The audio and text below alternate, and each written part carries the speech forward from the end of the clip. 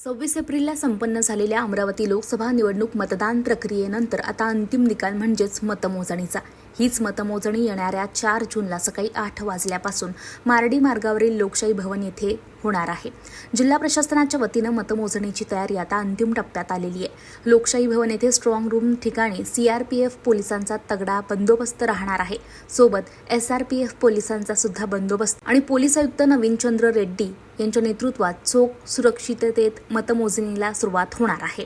4 जूनच्या दिवशी बियाणी चौक ते विद्यापीठ चौक मार्ग वाहतुकीला बंद करण्यात येणार आहे। 6 विधानसभा मतदारसंघात 6 खोलीत मतमोजणीची तयारी करण्यात आलेली आहे। किती कर्मचारी लागतात, एका पीकला किती वेळ लागतो, साधारणतः किती वेळेपर्यंत निकाल आता अमरावती जिल्ह्यात 4 तारखेला 4 जूनला लोकशाही भवनमध्ये काउंटिंग सुरू होणार आहे 8 वाजता। त्याच्यासाठी प्रशासनातर्फे पूर्ण तयारी करण्यात आलेली आहे। लोकशाही भवनमध्ये प्रत्येक एसीमध्ये 18 टेबलची व्यवस्था करण्यात आलेली आहे। आपल्या अमरावती पीसीमध्ये 6 एसी आहे आणि ह्याप्रमाणे काउंटिंग होणार आहे। या व्यतिरिक्त ETPPS आणि पोस्टल बॅलेट पकडून 10 टेबलची सुद्धा व्यवस्था करण्यात आलेली आहे, ज्याच्यावर पोस्टल बॅलेट आणि ETPPSची काउंटिंग होणार आहे। प्रत्येक फेरीला जवळपास 25 ते 30 मिनिट लागतात आणि अमरावती जिल्ह्यात कॅन्डिडेट्सची संख्या जास्त असल्यामुळे 37 कॅन्डिडेट्स आहे आणि नोटा पकडून 38 संख्या राहणार आहे, म्हणून इथे काउंटिंगमध्ये वेळ जास्त लागू शकतो। मात्र याच्यासाठी प्रशासनातर्फे पूर्ण तयारी करण्यात आलेली आहे। काउंटिंग हॉलमध्ये मोबाईल फोन अलाउड होणार नाही।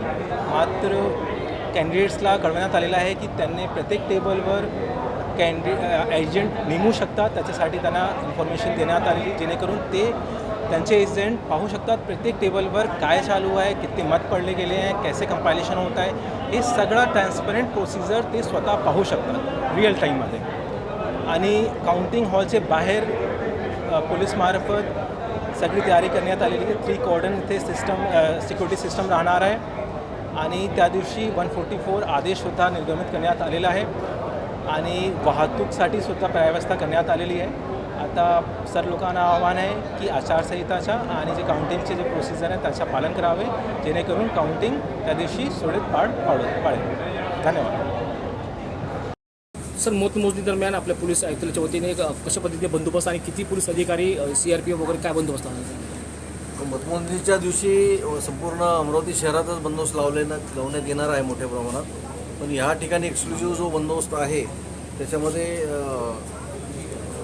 जे 3 लेअरची सुरक्षा या ठिकाणी आहे ती ऑलरेडी आहे, पण त्या व्यतिरिक्त आपल्याला तिथे बाहेरून येणारे व्यक्ती जे आहेत ते इथे येण्यासाठी त्यांना चेकिंग करणे, तपासणे हे फार महत्त्वाचं आहे। त्यासाठी या ठिकाणी येणारे काउंटिंग एजंट्स असतील किंवा काउंटिंगचे अधिकारी आणि कर्मचारी असतील त्यांना येण्यासाठी वेगवेगळे आपण चॅनल्स केलेले आहेत आणि ते चेकिंग करून पूर्णपणे मध्ये येतील।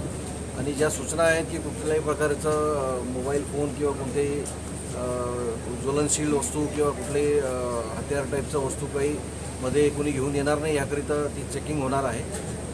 मुख्य म्हणजे ह्या काउंटिंग सेंटरच्या समोर रोडवर गर्दी होऊ नये याकरिता ट्रॅफिक डायव्हर्शन्स आपण केलेले आहेत आणि ट्रॅफिक डायव्हर्शन जे आहे हे बियाणी चौक ते मार्डी चौक जो आहे विद्यापीठाचा तिथपर्यंत बंद करण्यात येत आहे आणि त्याला डायव्हर्शन करून वेगळा मार्ग देण्यात येत आहे। त्याची आम्ही प्रेस नोट वेगळी देत आहोत।